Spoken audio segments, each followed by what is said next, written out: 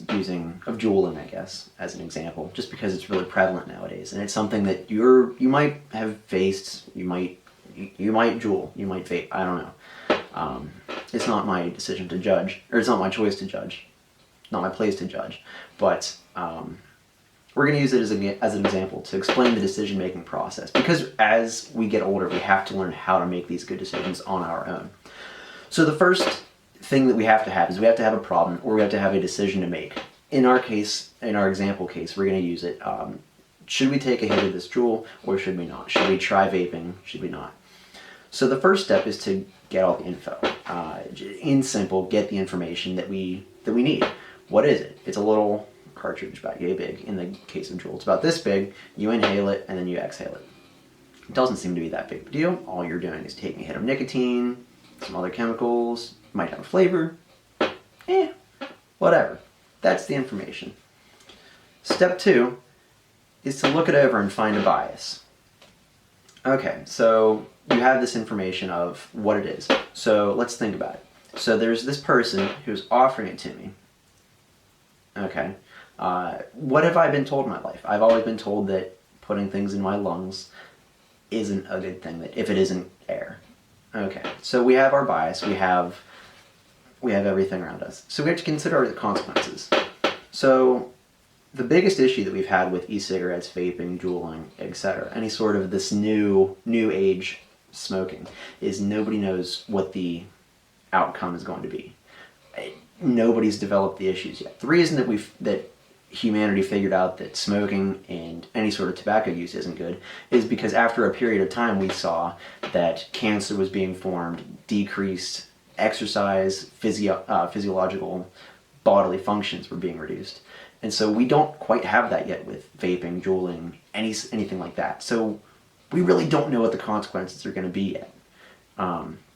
So that for me right there that's a red flag. But again, that's just me. So then we finally have to make our decision. We have to figure out, okay, am I going to try vaping or not? Or am I going to, am I not going to? Am I going to try it once? Am I going to be able to put it away? You don't necessarily know once you make that first decision.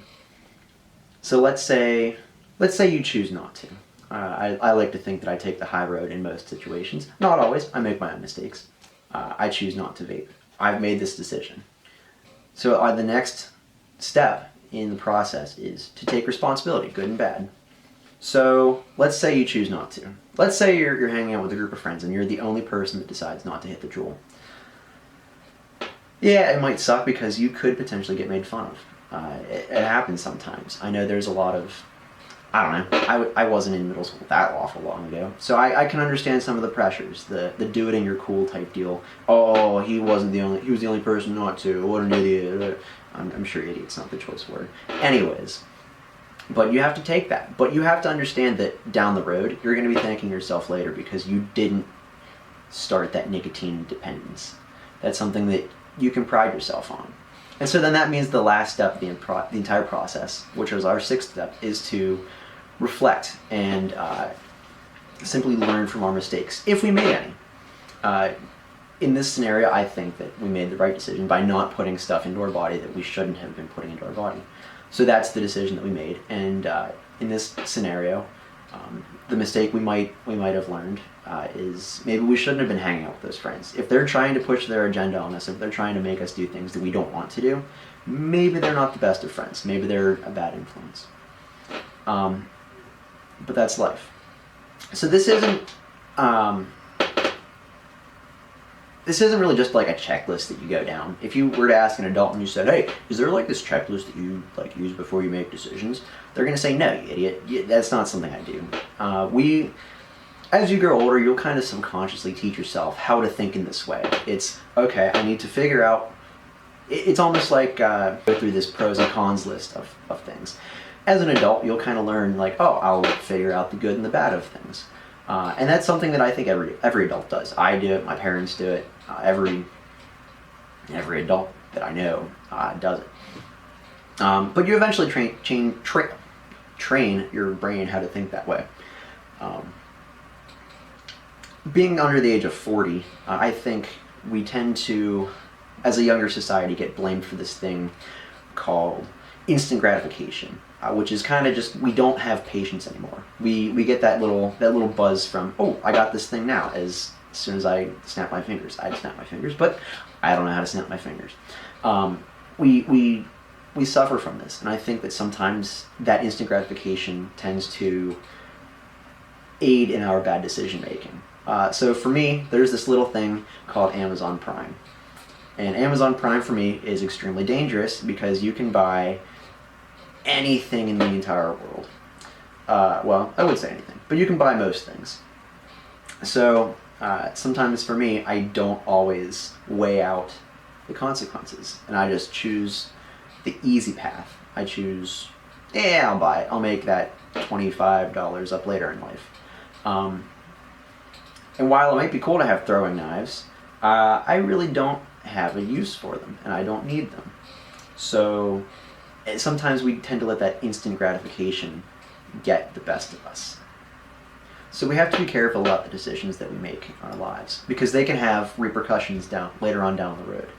I talked about vaping earlier. That's the biggest issue that we have with vaping, is nobody really knows what the repercussions are going to be down the road. It was originally designed to be an alternative to smoking, but in the grand scheme of things, let's say smoking is eating 100 cookies, but you decide to switch to vaping, so you're only eating 50 cookies. You cut down your cookie intake to half. But is 50 cookies really that healthy? So you kind of have to consider the consequences of what you're doing. So we go back to our third step in our decision making. We have to see the consequences. We don't always know what the future brings for us, and so we have to make sure that we're taking care of ourselves later on down the road of our lives. So when talking about nicotine products, oftentimes we talk about eliminating the problem by just not smoking, not chewing, not vaping, not using e-cigarettes, not doing this.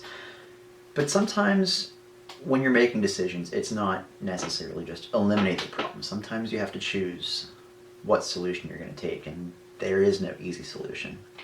So the best example that I can use for this quote-unquote being stuck between a rock and a hard place example is, if you've ever seen The Dark Knight, the movie where Heath Ledger is the Joker, oftentimes Batman and the other people of Gotham City, they find themselves battling these tough decisions.